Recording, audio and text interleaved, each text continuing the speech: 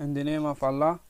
Hello friends, welcome back to one of the new video of AB.Technology channel.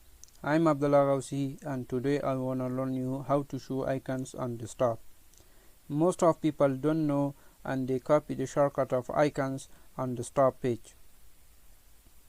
And if you remember, when you install any kind of Windows 7, Windows 8 and Windows 10, without recycle bin icon, no icon exists on desktop page.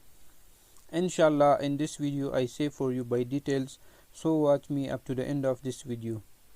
Guys, if you see my video for first time, don't forget like, share, subscribe and click the bell icon that you are the first one to see my video.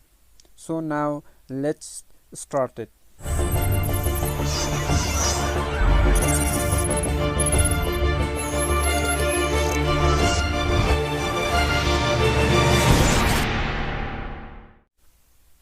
Now go to search box, type setting. Now setting page is open. Then go to personalization and click it, and then go to DIMMs. Now go to related setting and click the desktop icon settings. Desktop icon setting is open. Then tick mark the checklist, tick mark the computer, network and control panel.